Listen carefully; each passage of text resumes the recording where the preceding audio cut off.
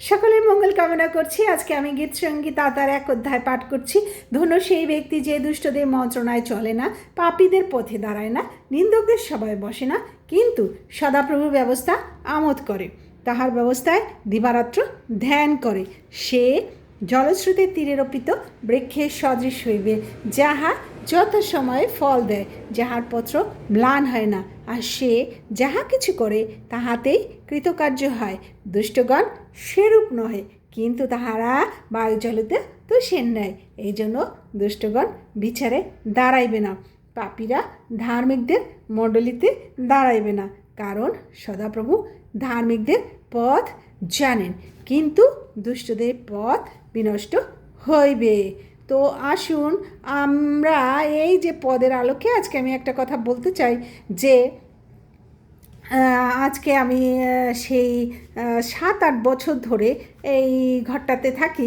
এখন এখানে এই রুমটায় হচ্ছে কালার নাই ফ্লোরে।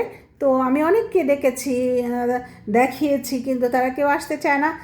এবং গত সপ্তাহেও আমি একজনকে কল দিয়েছি, সে রাত্রে আসবে বলে আর আসে নাই, সকালে আসবে বলেও আসে নাই। পরে আমি নিজেই শুরু করলাম এই পদের আলোকে যে যে তাকে বিশ্বাস করে সে যা কিছু করে তাহাদের কৃতকার্য হয়। দেখে এই ফ্লোরটাকে হচ্ছে ঘষেছি রং দিয়ে, কি বলে ওই যে মেশিন দিয়ে ঘষছি, ঘষার পরে আমি এই যে কালার করেছি।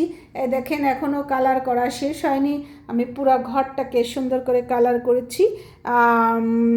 এখন ভালোই লাগছে। এখন এই যে কালারের জিনিসপত্রগুলো আছে, এখন দরজার কাছে পর্যন্ত এসে গেছি। দেখুন, তো সবাইকে শুভেচ্ছা জানাচ্ছি এবং আসুন বাইবেল পড়ি এবং প্রার্থনা করি এবং সেই অনুযায়ী আমাদের জীবন চালাই। সবাই ভালো থাকুন, সুস্থ থাকুন, এই কামনায় আমি Arpa. Good bye, God bless you. ভালো থাকুন। ইম্মানুয়েল।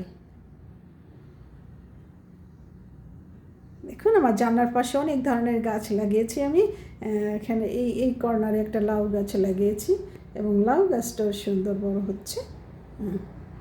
আপনারাও চাইলে ঘরের মধ্যেও গাছ লাগাতে পারেন। দেখেন কত সুন্দর ঘরের যে বেলকনিতে গাছ হয়েছে।